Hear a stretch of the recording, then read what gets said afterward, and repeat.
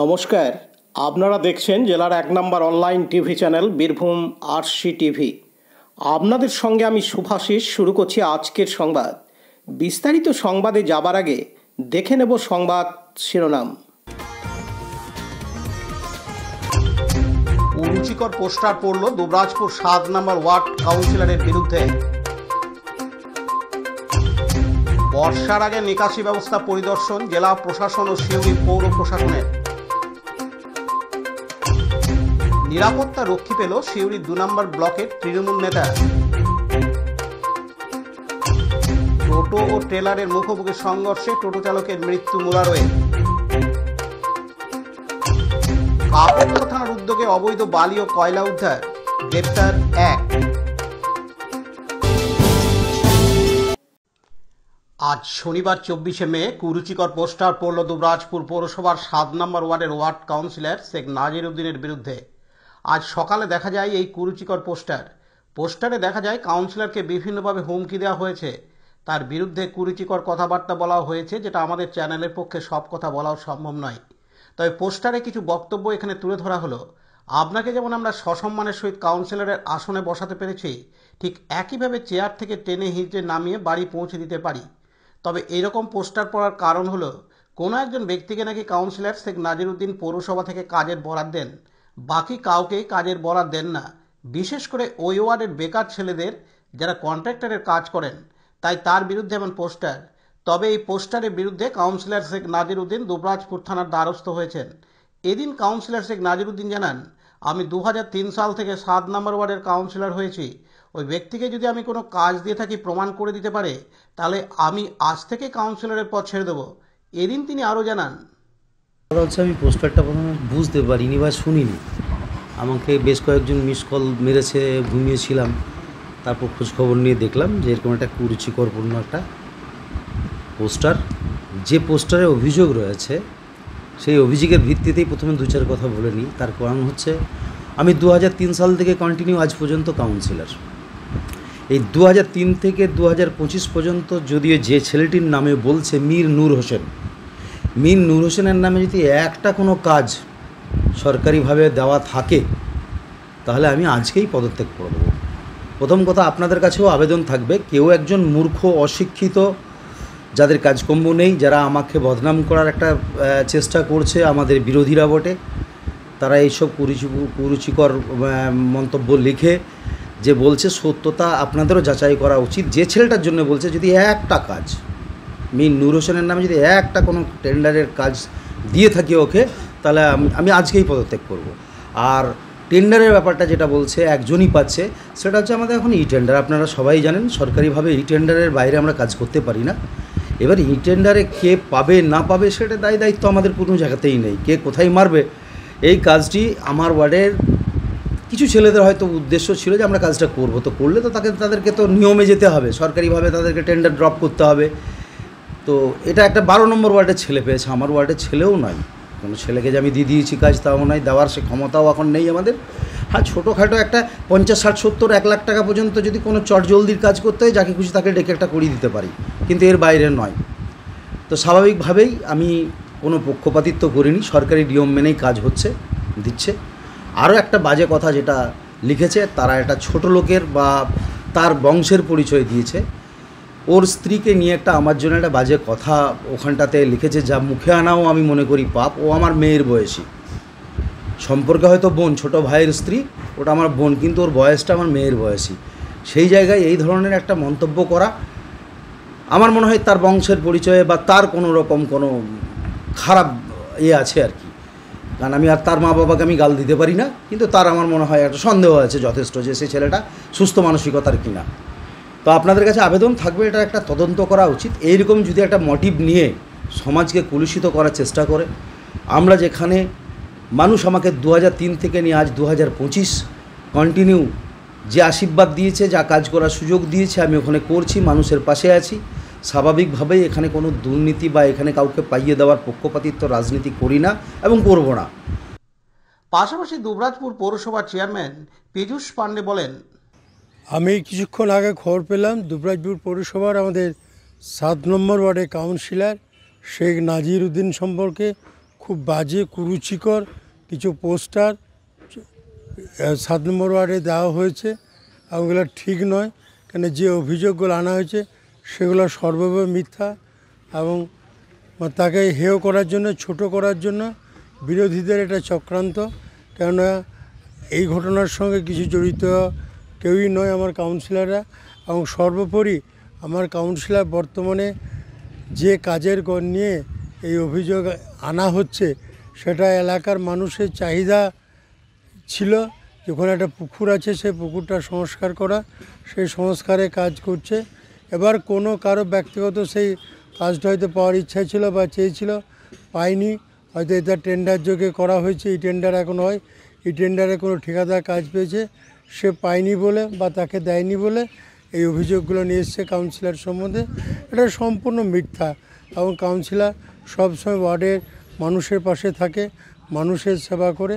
এবং বর্তমানে আমি বলছি এই অভিযোগটা এসছে একমাত্র এই পুকুরের ব্যাপার নিয়ে, এবং সেই পুকুরটি দুবরাজপুর পৌরসভা টেন্ডার করে কাজ দিয়েছে এবং কাজ পেয়েছে 12 নম্বর ওয়ার্ডের শেখ সোনা বলে একজন। এখানে নূর হোসেনের কোনো গল্প নেই। এগুলা কুরুচিকর মন্তব্য করা ঠিক নয়।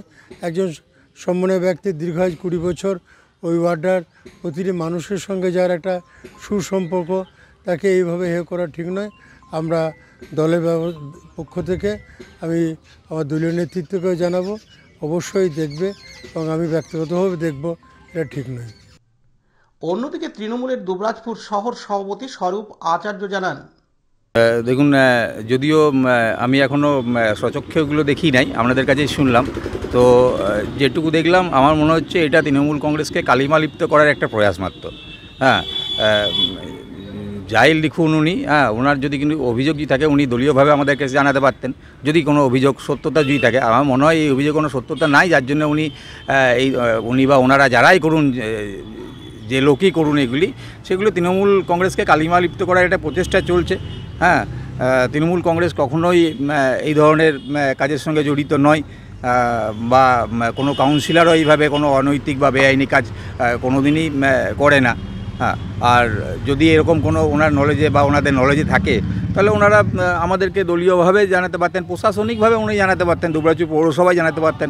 তার তদন্ত প্রশাসন বলুন, দলে যদি বলে দলীয়ভাবে আমরা অবশ্যই দেখব করে, যদি এরকম করে থাকে। কিন্তু আমার মনে হয় না এগুলি ঠিক কথা ওনারা বলছেন। শুধুমাত্র একজন কাউন্সিলরের চারিত্রিক দোষ নিয়ে কথা বলছেন, সেটা খুবই অন্যায় এবং বেআইনি কাজ।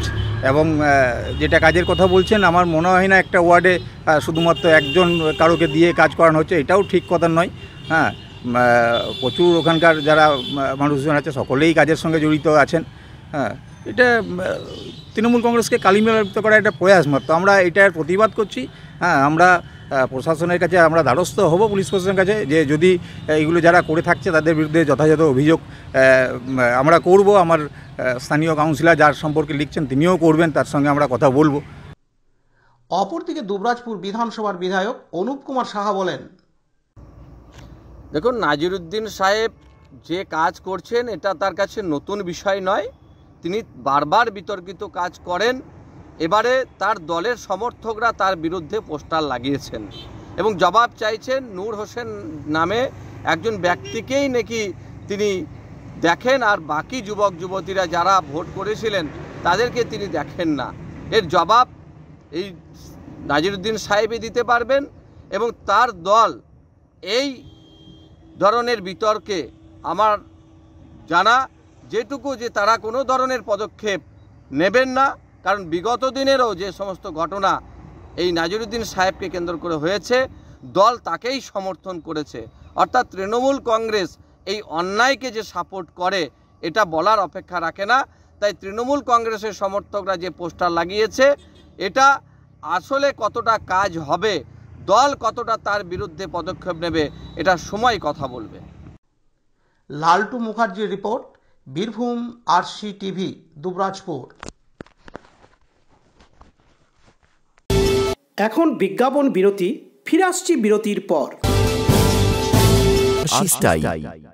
স্কুল ড্রেস এর বিপুল সম্ভার ও সামগ্রী একই ছাদের নিচে। এখানে যে কোনো স্কুল, কলেজ, বেসরকারি শিক্ষা প্রতিষ্ঠান, সিকিউরিটি গার্ড, কেটারিং এর ইউনিফর্মও তৈরি করা হয়। এখানে প্যান্ট, শার্ট, স্কার্ট, জুতো, মোজা, সোয়েটার, ব্লেজার, টুপি, বেল্ট, টাই, জলের বোতল, টিফিন বক্স ও অন্যান্য ইউনিফর্ম সেলাই ও সাপ্লাই করা হয়।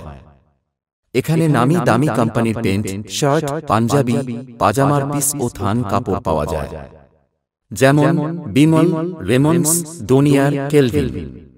এখানে গিফট আইটেম, আধুনিক ডিজাইনের কার্পেট, ডাইনিং কভার, পাপোশ, পর্দা ইত্যাদি পাওয়া যায়।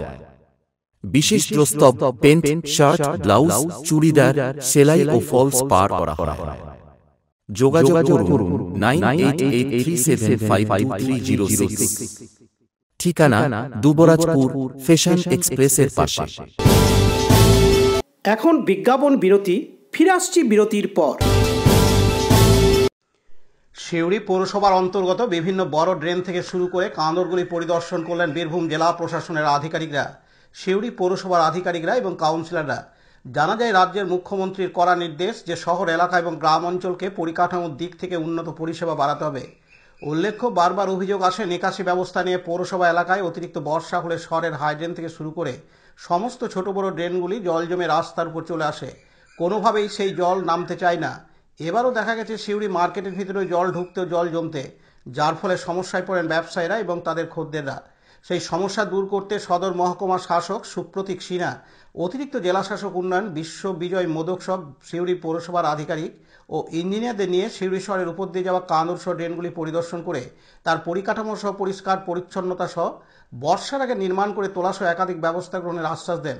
সিউড়ি পৌরসভার উপর দিয়ে যে কালী কাঁদরটি রয়েছে সেটি গোটা সিউড়ি শহর ও গ্রাম অঞ্চলের জল, বর্ষার জল ওই কাঁদরের মাধ্যমে বাইরে বের করে।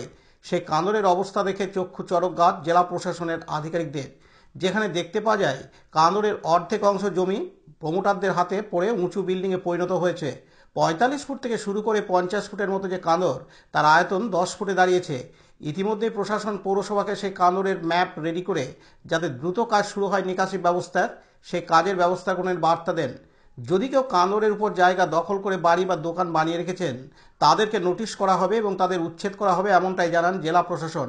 কারণ রাজ্যের মুখ্যমন্ত্রী কড়াভাবে বার্তা দিয়েছেন, কোনোভাবে নিকাশি ব্যবস্থা বন্ধ করে শহরে বাড়ি বা দোকানঘর, ফুটপাত দখল করা যাবে না। সেই নির্দেশ পালন করতে বর্ষার আগে সিউড়ি পৌরসভার এলাকার মানুষকে জল নিকাশি ব্যবস্থার সুবন্দোবস্ত করার জন্য এতদিন পর পরিদর্শন করলেন গোটা শহর জুড়ে জেলা প্রশাসনের আধিকারিকরা। পার্থ দাসের রিপোর্ট, বীরভূম RCTV, সিউড়ি। এখন বিজ্ঞাপন বিরতি, ফিরে আসছি বিরতির পর। সব থেকে ভালো চিকিৎসা সবচেয়ে কম খরচে, সবচেয়ে কম খরচে। সব থেকে ভালো চিকিৎসা সবচেয়ে কম খরচে, সবচেয়ে কম খরচে। বিশ্বমানের স্বাস্থ্য পরিষেবা মিলবে দিনে রাতে, বিশ্বমানের স্বাস্থ্য পরিষেবা মিলবে দিনে রাতে।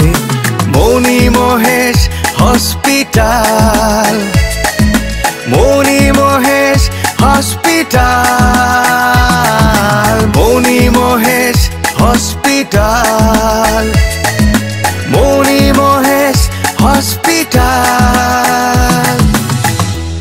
মণি মহেশ হসপিটাল, দুবরাজপুর, বীরভূম। ফিরে এলাম বিরতির পর। দিন দিন রাজনৈতিক চাপানুতর বেড়েই চলেছে সিউড়ি 2 নম্বর ব্লকের পুরন্দরপুর এলাকায়। এখানে দুটি গোষ্ঠী হয়ে যাওয়ায় বিভিন্ন সময় বিতর্কের ঝড় বয়ে যাচ্ছে, সেটা বক্তব্যের মাধ্যমে, কোথাও আবার দুজন দুজনকে হুঁশিয়ারি সভা বা মঞ্চ থেকে।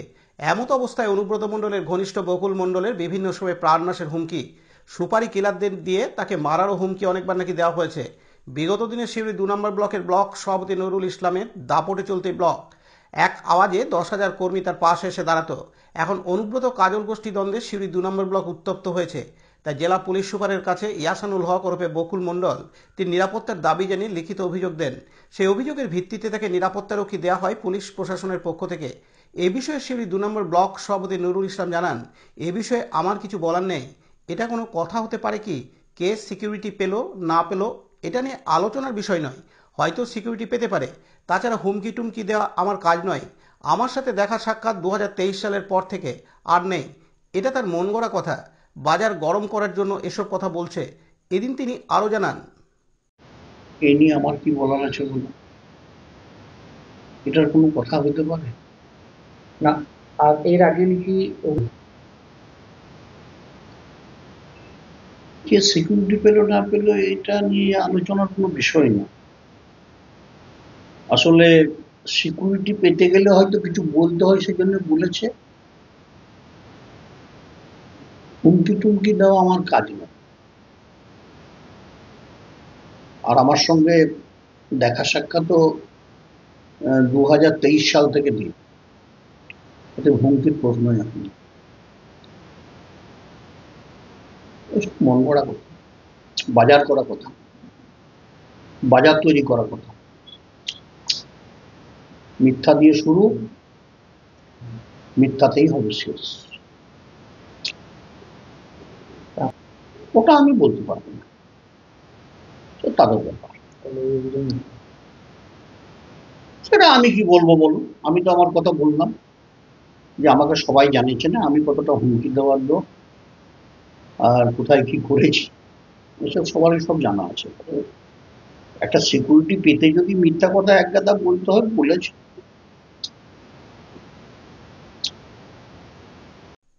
অন্যদিকে ইয়াসানুল হক ওরফে বকুল মণ্ডল বলেন,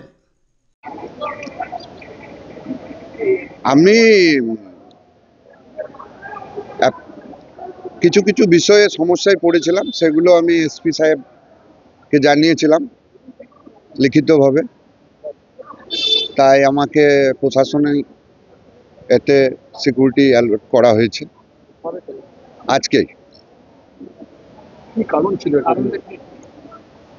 কারণ আপনারা তো জানেন আমি পলিটিক্যাল লাইনের লোক, দীর্ঘদিন আমি বাইরে ছিলাম, বিভিন্ন সমস্যা আমাদের ব্লকে হয়েছিল আপনারা জানেন।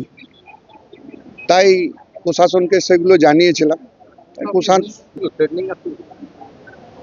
আমার সব কিছু এভিডেন্স আমি দিয়েছি প্রশাসনকে, হয়তো এটা মিডিয়ার সামনে না বলাই ভালো। এখন সিকিউরিটি পেয়েছে, হ্যাঁ নিশ্চয় প্রশাসন সেগুলো তদন্ত করে দেখেছে, প্রয়োজন মনে করেছে, তাই দিয়েছে। এমন কিছু ঘটেছিল যেখানে ভয়ের ব্যাপার ছিল? ভয়ের বলতে আমরা দীর্ঘদিন তৃণমূল কংগ্রেসের কর্মী সমর্থক। আপনারা জানেন আমাদের চলার পথে হয়তো প্রশাসন সেটা বুঝেছে বা অনেক জায়গায় প্রবলেম হয়েছে খানিক আর্ধেক, যেগুলো আমরা প্রশাসনকে এভিডেন্স সহ জানিয়েছি। প্রশাসন স্যার তদন্ত করে মনে করেছে সিকিউরিটির প্রয়োজন আছে, তাই দিয়েছে। পার্থ দাসের report, Birbhum RC TV, Suri. এখন বিজ্ঞাপন বিরতি, ফিরে আসছি বিরতির পর।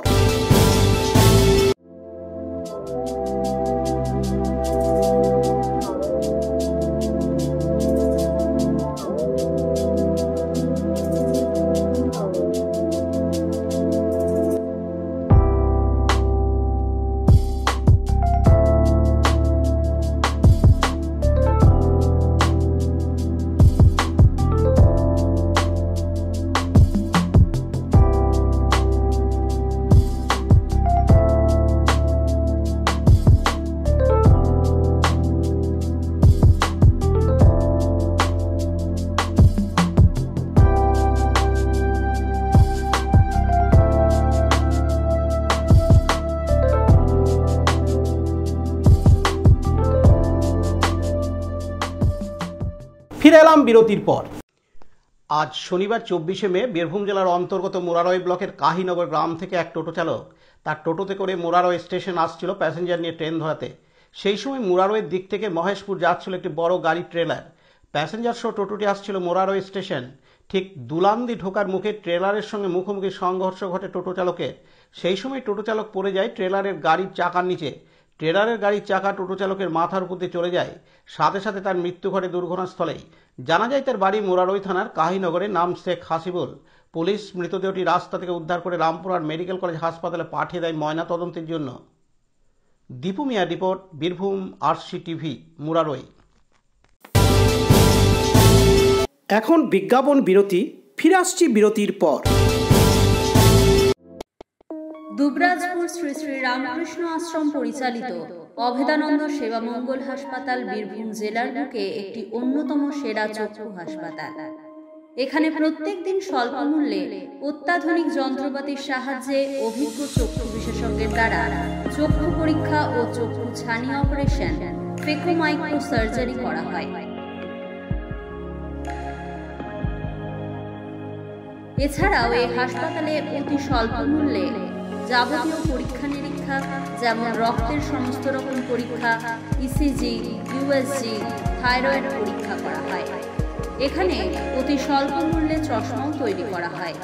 এছাড়াও এখানে প্রত্যেক দিন বিনামূল্যে অন্যান্য রোগেরও চিকিৎসা করা হয়। আমাদের আদর্শ শিব জ্ঞানে জীব সেবা। যোগাযোগের নম্বর 9382571046 অথবা 9564554959 অথবা 7407405155। ঠিকানা অভেদানন্দ সেবামঙ্গল হাসপাতাল, ওয়ার্ড নম্বর 4, দুবরাজপুর, বীরভূম। ফিরে এলাম বিরতির পর। রাতে কাকরতলা থানার পুলিশ অভিযান চালিয়ে কল্যাণপুর রসা রাস্তার উপর থেকে কোনো চালান ছাড়াই 100 ঘনফুট বালি বোঝায় একটি ট্রাক্টর আটক করে সেই সঙ্গে ট্রাক্টরের চালককে গ্রেপ্তার করা হয়। ধৃতকে গতকাল শুক্রবার 23 মে দুবরাজপুর আদালতে তোলা হয়। পাশাপাশি গতকাল শুক্রবার ভোরের দিকে স্থানীয় থানার পেঞ্জালিয়া ডেমুরিয়া রাস্তার উপর অভিযান চালিয়ে ঝাড়খণ্ডের নলা থানার দিক থেকে আগত 4টি বস্তায় প্রায় 4 কুইন্টাল অবৈধ কয়লা বোঝায় একটি মোটরসাইকেল বাজেয়াপ্ত করে থানায় নিয়ে আসে। যদিও পাচারকারী পুলিশ গাড়ি দেখামাত্রই রাস্তার মধ্যে মোটরসাইকেল ছেড়ে পালিয়ে যায়। ইতিমধ্যে কাকরতলা থানার পুলিশ এ বিষয়ে তদন্ত শুরু করেছেন বলে জানা যায়। শেখ রিয়াজউদ্দিনের report, Birbhum RC TV, Kakartala. আজকের সংবাদ এই পর্যন্ত। পরবর্তী সংবাদের জন্য চোখ রাখুন বীরভূম আরসি টিভির পর্দায়। নমস্কার।